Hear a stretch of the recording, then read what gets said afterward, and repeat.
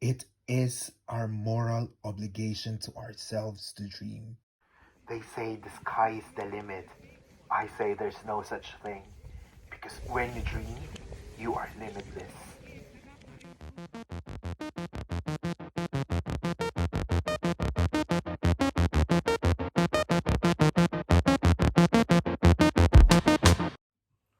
Kumusta? Ako po si Kulay and welcome to Creative Talesmith, the channel where we talk matters about creating, dreaming, living, and loving.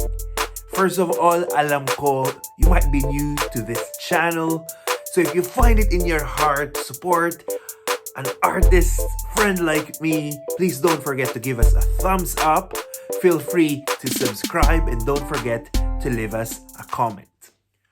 Looking back, from a small provincial boy who now works with collaborative think pieces for some of the world's iconic brands, I think I have a thing or two to share about dreaming.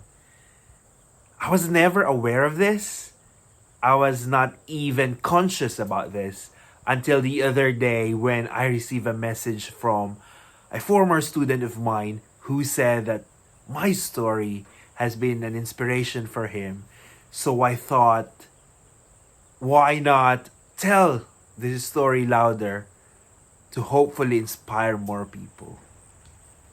First things first, if you aim to dream again, then you have to make time for it.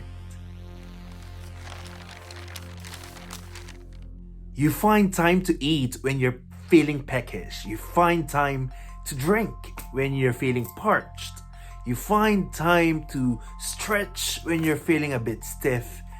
And you have to find time to dream when you're feeling empty. Because when you dream, you find your North Star.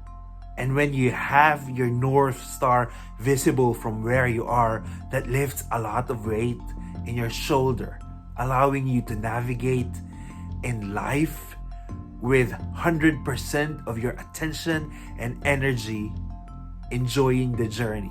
Because you know that your North Star is shining just right above you.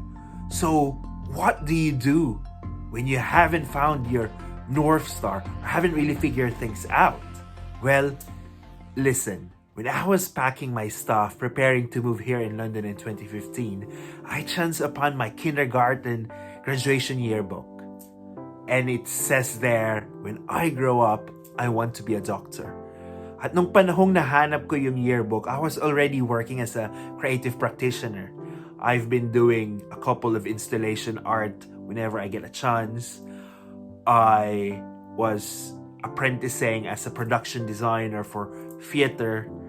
And I was also getting some odd design jobs here and there to make ends meet. So during that time, it made me think, what was in my head when I was younger to say that I want to be a doctor? From science to arts, you know? And then I realized that most of my juvenile dreams have been constantly changing depending on the things that I play. There was a time I was snacking with scramble. Scramble is a Filipino pink slushy street drink topped with chocolate sauce and some powdered milk. Nakakasosyal pala siya pag ini-English. But yeah, so it's like that. It's contained in a disposable cup with a spoon. And I remember I taped two of those when I finished my snack. I taped two of the spoons and washed the cup, and then was just playing around, and then I realized the magic of putting water in the cup and dipping the spoon, the taped spoon like that, and then I was just whisking it all over, whisking it to people I meet and people I see, and it reminds me of priests at church. So during that time, I told myself I wanted to be a priest. There was even an incident. There was a construction next to our house, and there was a mound of sand, and I was playing with it. every afternoon under the scorching sun, and I would make like villages, and I would make passageway for water and stuff. And I thought during that time I wanted to be an architect. I could be a good architect with this. There was even a time when every June we have a small shop in the market. So every June we sell school supplies. And during that time, when you sell school supplies, part of it is a plastic cover. And we literally have to roll yards and yards of plastic cover manually, which leaves us loads of cardboard tubes, the one in the middle. And I would make structures out of it. And I remember when I made a cross and I carried it in my shoulder. And it reminds me of the street theater Passion of the Christ that happens during summertime as well. And that made me think that I wanted to be Jesus Christ at some point. Some silly stuff. But thinking about it now, those moments of short-lived dreams has shaped the person I am today. I currently work as a narrative designer. And those personas, their stories, and the worlds I've built around them creates narrative, which is precisely what I designed today. That's my advice. When you aim to rediscover your new North Star, then go back to your go-to happy play. Happy play is that thing that you love doing, that is worth skipping meals for. For some people, it's baking. For some people, it's working out. For some, it's writing. For me, it's sketching. Because first, it might be the dream that you've been brushing away for the longest time. And second, when you are engaging full-heartedly in your happy play, you get transported into a meditative state of mind where your thoughts and emotions just drift away and you become fully present. Being present is crucial if you are dreaming or trying to dream again, because when you are present, you let go of all your anxieties and worries. And when your anxieties and worries are in deep snooze, they also dream some magnificent dreams for you, amplifying the rhythm that make your soul sing. Because of that, your focus is shifted from the mindset of I couldn't to a mindset of I can, to a mindset of I am. Oftentimes, when life gets too real, we get too busy and preoccupied with so many things that we tend to give up with our dreams. But the truth is, we never give up on our dreams.